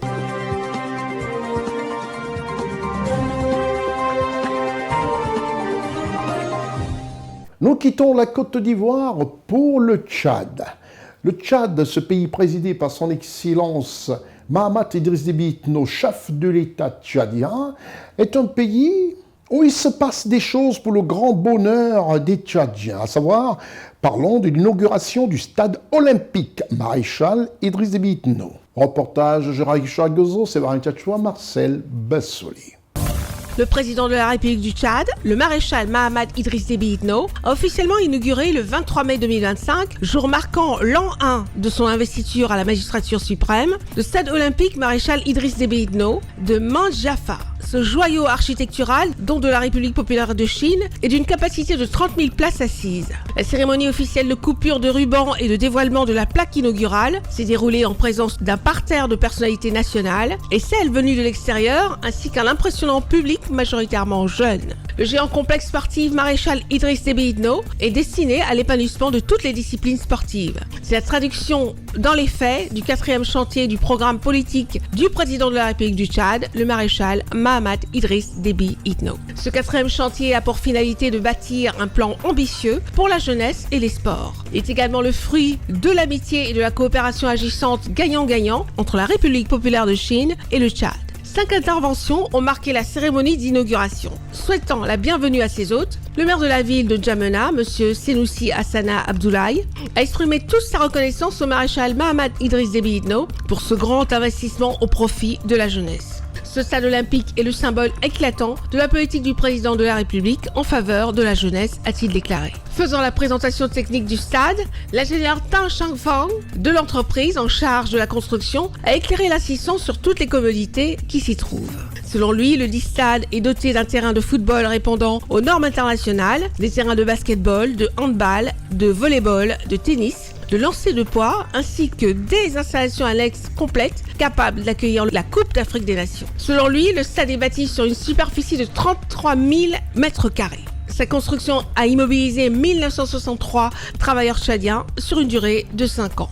Intervenant pour la circonstance, l'ambassadeur de la République populaire de Chine au Tchad, M. Wang Zining, a loué la coopération gagnant-gagnant pour le futur partagé entre le pays et le Tchad. Il devait ensuite exprimer sa profonde gratitude au chef de l'État, le maréchal Mahamat Idriss Déby Itno, pour son attachement à l'achèvement de ce projet symbole de la vitalité des relations sino-tchadiennes.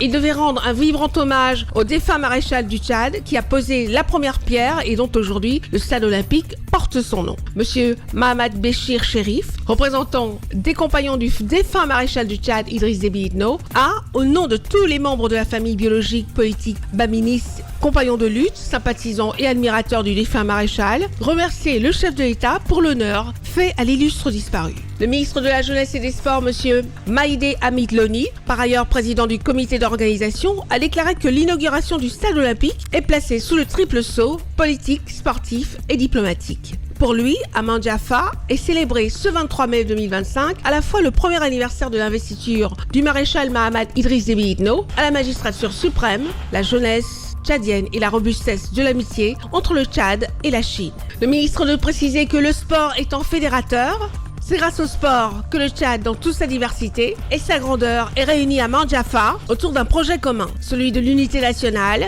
de l'épanouissement de la jeunesse et du développement du sport. Fini les 5 interventions, le président de la République a coupé officiellement le ruban avant de dévoiler la plaque inaugurale baptisant désormais la gigantesque infrastructure sportive Stade olympique Maréchal Idriss Déby Itno. Cette coupure est suivie de la visite guidée des locaux. Le chef de l'État tchadien, le maréchal Mahamad Idriss Déby Itno, s'est adressé sans filtre à la jeunesse réunie pour l'occasion. Il a fait observer une minute de silence à la mémoire de toutes les victimes du village Mandakao, dans le Logone occidental, avant de situer cette cérémonie gigantesque dans son contexte. Je voudrais qu'on observe une minute de silence à la mémoire des victimes du village Mandakao, victimes d'une barbarie humaine inqualifiable qui aura arraché la vie à une quarantaine de paisibles et innocents citoyens.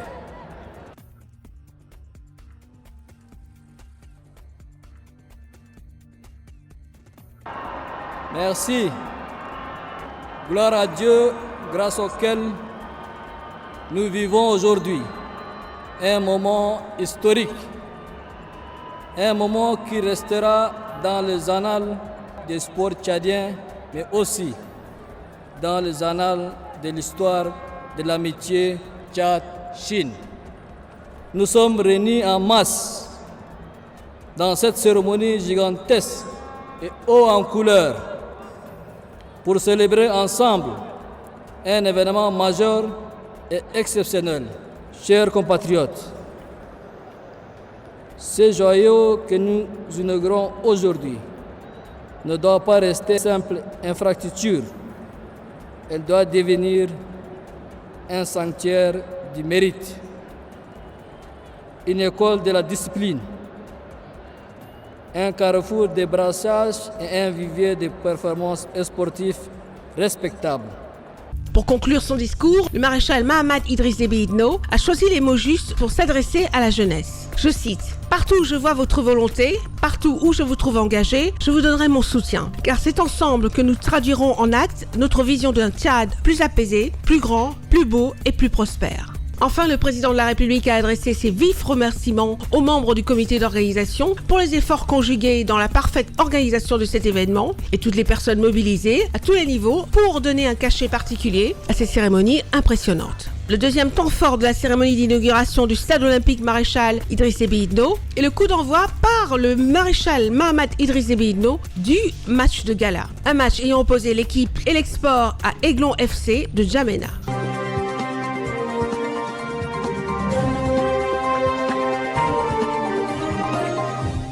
Vous avez sûrement plusieurs copains, plusieurs amis, des personnes de la famille qui vous demandent comment regarder cette très belle chaîne de télévision. Eh bien voici.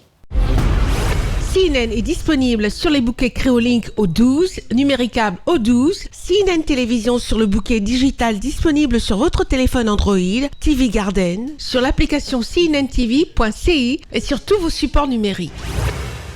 Maintenant que vous savez comment regarder notre chaîne de télévision et surtout suivre ce programme d'information vraie, nous allons refaire un tour au pays du président Paul Biya. Le président Paul Biya, chef de l'État du Cameroun, un président qui a énormément fait pour le Cameroun durant de nombreuses années, presque une vie consacrée à son pays, le Cameroun.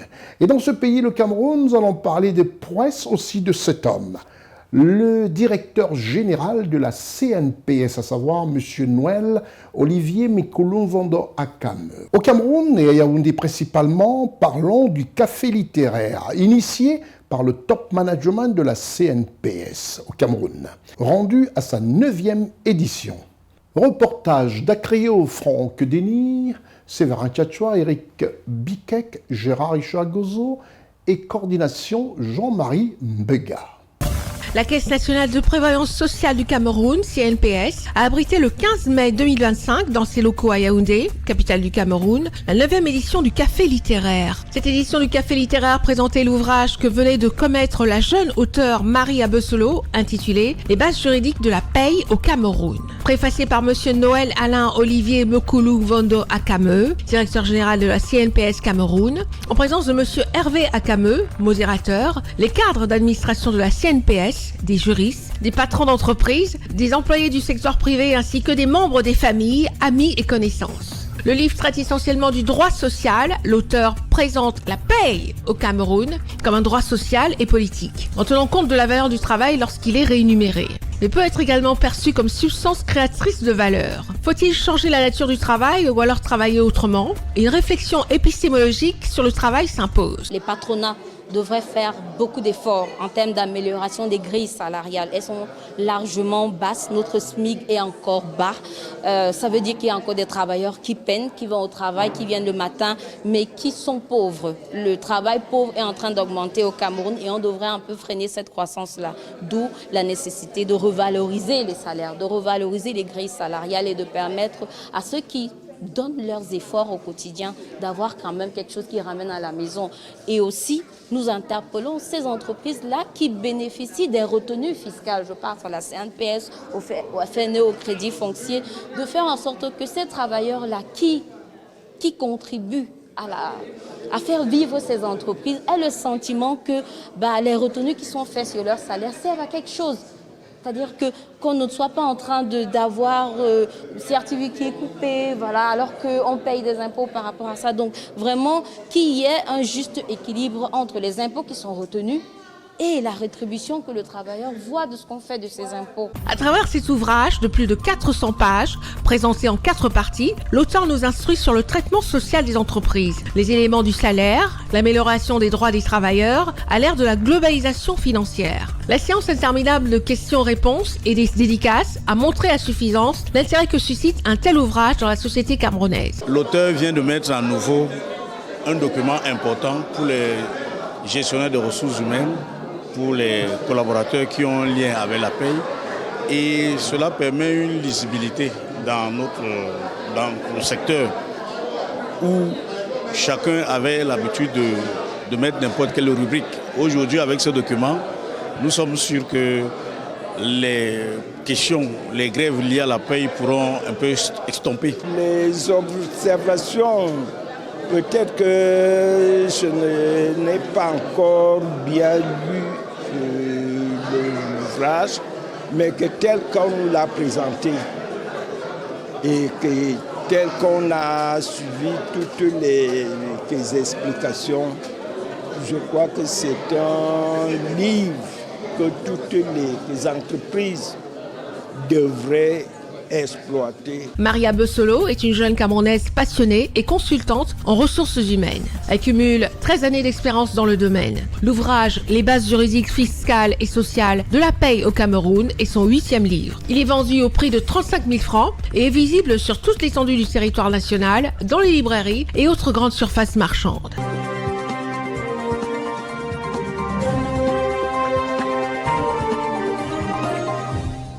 Nous restons toujours au Cameroun, ce pays, comme je l'ai dit, présidé par son Excellence Paul Biya, qui a fait de la paix une obsession particulière. Il s'est dit simplement, je veux que ce pays, qui est son pays, reste dans la paix et soit dans la paix. Et cette paix a été son cheval de bataille pendant de très longues années au pouvoir. Et dans ce pays, un homme se détache du côté de la région du littoral. Lui, c'est le gouverneur de la région du littoral, à savoir M. Samuel Dieudonné Ivara Dibois, qui, au littoral, en sa qualité de gouverneur de la région, M. Samuel Dieudonné-Iva Adibo a présidé la campagne de vaccination contre la poliomyélite à Mabanda et Bonasama, dans la région du littoral. Reportage CNN Douala sous la direction de Richard Gouzeau. Le gouverneur de la région du littoral, Samuel Dieudonné-Iva Adibo, a personnellement présidé la cérémonie solennelle de lancement officiel de la journée nationale de vaccination en riposte à l'épidémie de poliomyélite, couplée à la première semaine d'action de santé et de nutrition infantile et maternelle à Bonabéry dans le 4e arrondissement de la ville de Douala. Il est exactement 11 heures que le gouverneur de la région du littoral, M. Samuel Dieudonné-Iva Adibo, et sa délégation ont été accueillis à Douala 4e par le maire de la commune d'arrondissement, le professeur Édouard Hervé Mobiba, le sous-préfet de l'arrondissement de la 4e et son état-major. Après les salutations d'usage, le cap est mis sur Mabanda, au centre multifonctionnel de Mabanda, situé dans le 4e arrondissement de la ville de Douala, et qui a servi de cadre au lancement officiel de la journée. Une journée qui s'aligne en droite ligne avec les objectifs du développement durable prônés par le chef de l'État camerounais, son Excellence Paul Biya.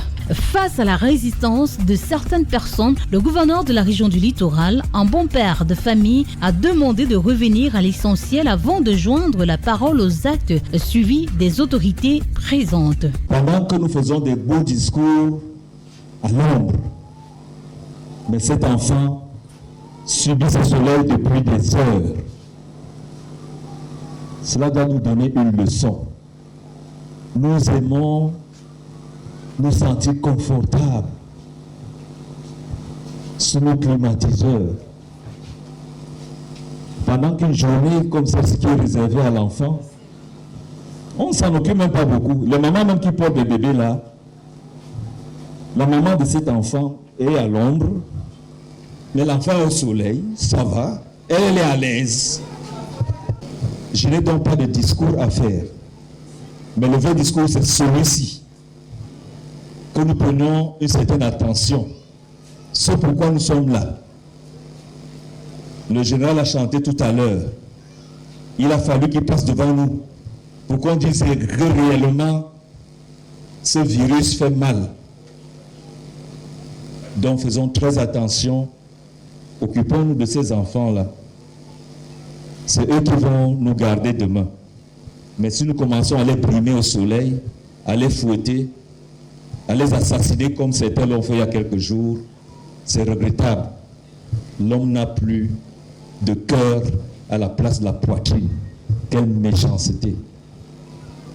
Chère population, veillons vacciner nos enfants. Les populations visiblement conquises par cet évangile ont livré leurs impressions au micro de CNN Télévision tout en prenant l'engagement de faire écho de ce message subliminal, puisque le vaccin reste gratuit et accessible à tous. L'initiative du ministère de la Santé est très belle pour la population de Mabanda, puisque le lancement est parti à partir de Mabanda. Le gouverneur était là, tout le staff de l'OMS, dans l'organisme de santé, tout le monde était là et c'est Mabanda qui va de l'avant parce que tout a commencé ici. Maintenant, ça va prendre toute la République. Mabanda est le pionnier de cette vaccination. Et on dit merci beaucoup au gouverneur. C'est bon pour la santé de l'enfant et le bien-être de l'enfant. J'ai fait vacciner mon bébé contre la polio parce que c'est une nécessité pour le bien-être du bébé, que le bébé grandit en bonne santé. On les sensibiliser en commençant par leur mari, s'ils peuvent rentrer chercher à savoir si on a vacciné les enfants.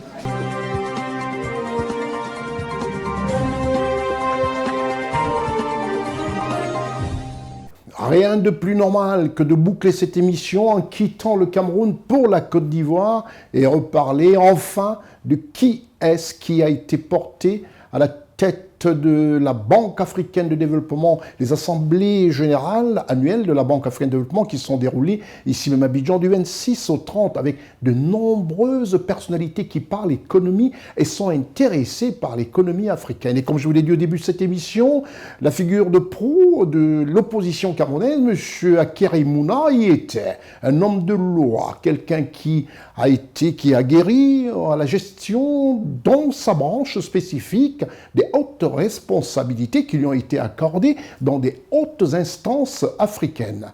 Et ces assemblées annuelles de la BAD ont pris fin le 30 mai 2025 du côté de l'auditorium du Sofitel Hôtel Ivoire.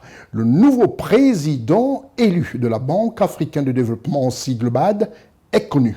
M. Sidi Ould-Tah, avec des voix à 76,18%, devient président élu de la Banque africaine de développement, en sigle LABAD. Le 30 mai 2025, une clôture exceptionnelle qui a pris de court dans un show inédit offert par le président sortant de la Banque africaine de développement pour le grand plaisir de tous. I want to sing We Are the World. J'aimerais chanter We Are the World.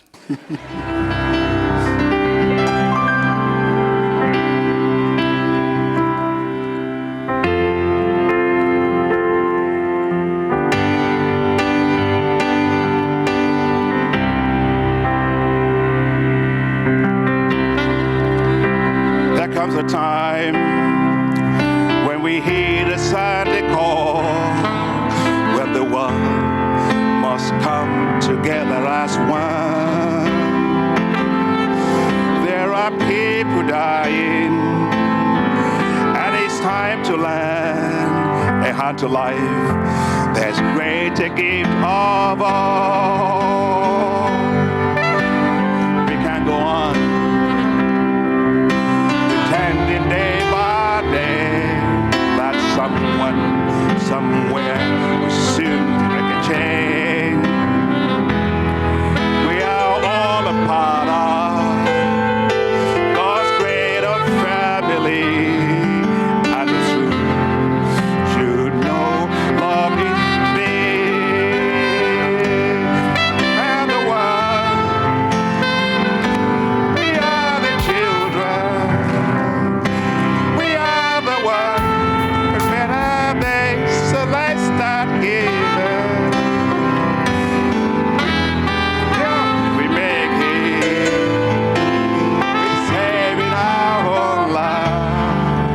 It's true, bigger than a day, bigger than me.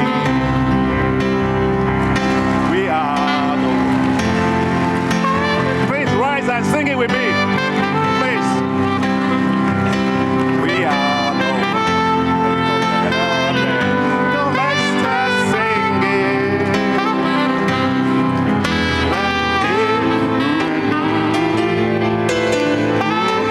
In our own lives, it's true that I made just you and me. Now let's go. We are the one. We are the children. We are the one. Make a better day.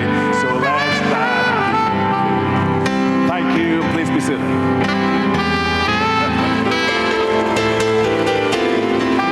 Every hour of life, just you and me.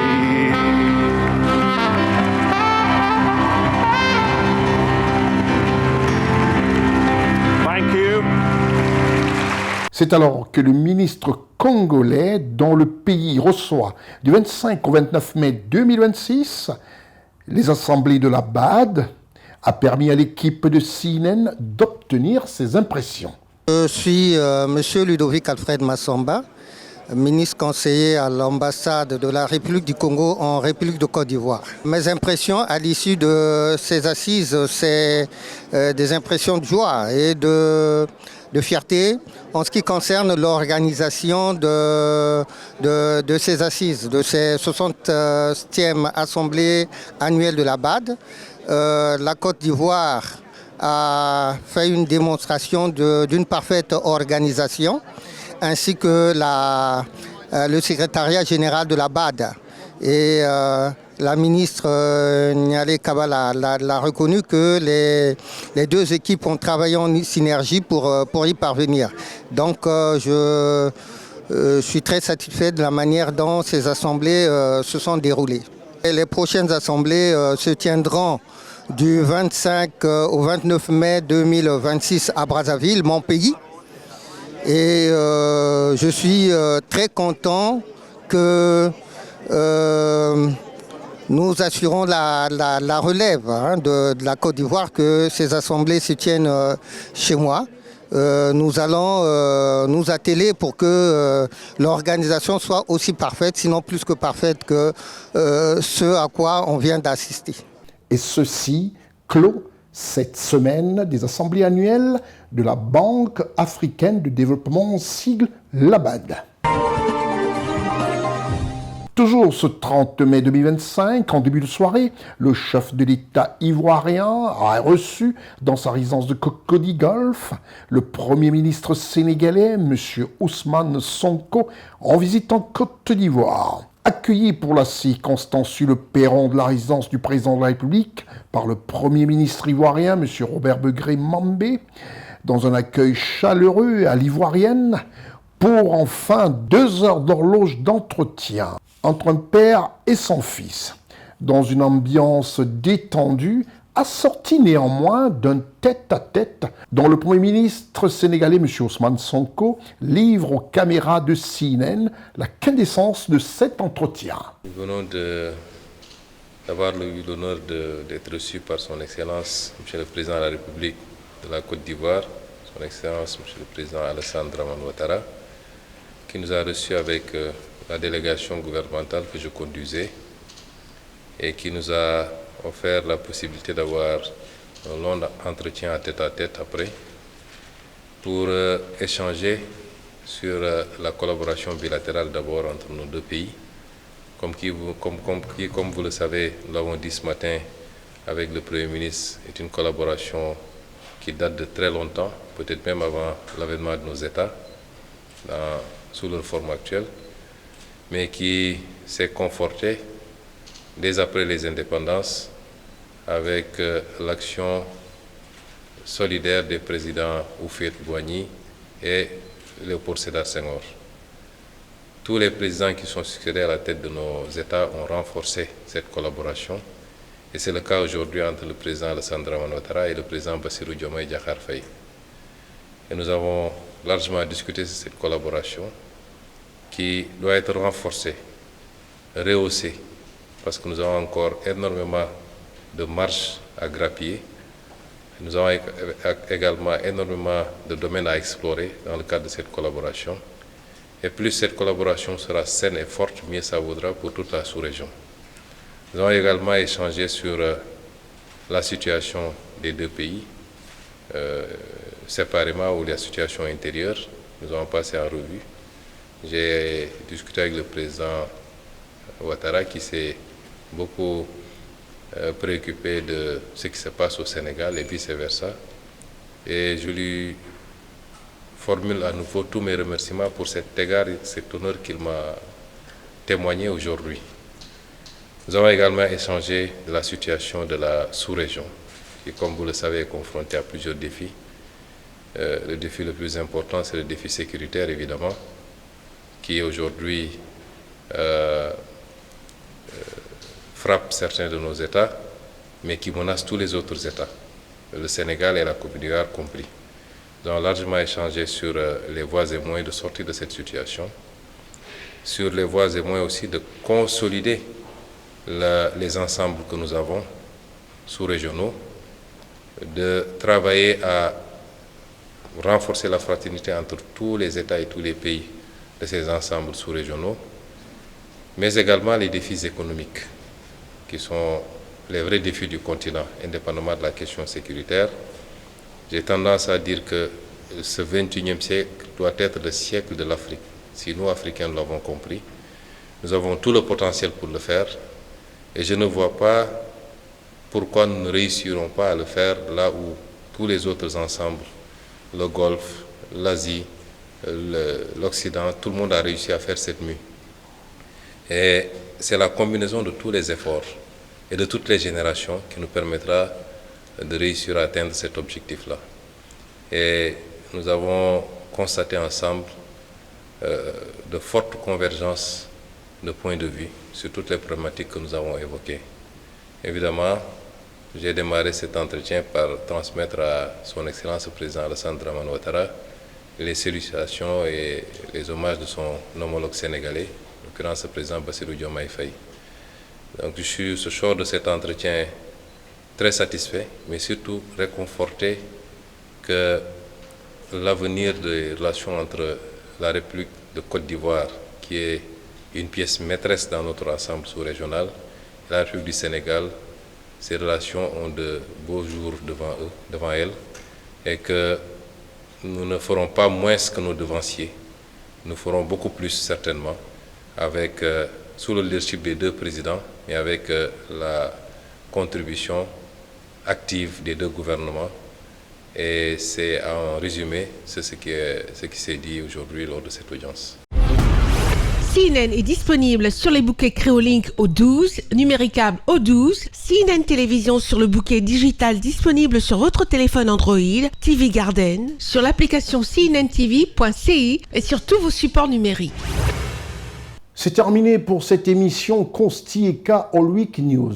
C'était votre programme d'information avec l'UIL, l'Université internationale de Libreville, le fleuron de la formation universitaire en Afrique. C'est terminé. Quant à moi, je vous donne rendez-vous au prochain numéro et n'hésitez pas à rester focalisé sur cnntv.ci pour regarder les différentes rediffusions. Et si vous voulez l'information vraie en permanence et en continu 24 heures sur 24, vous allez sur www.ciwebinfo.ci. Vous avez une chaîne, une des premières en Afrique, qui vous donne l'information africaine 24 heures sur 24, sans interruption. Quant à moi, je vous donne rendez-vous au prochain numéro. Je suis Consti-ECA. Au revoir.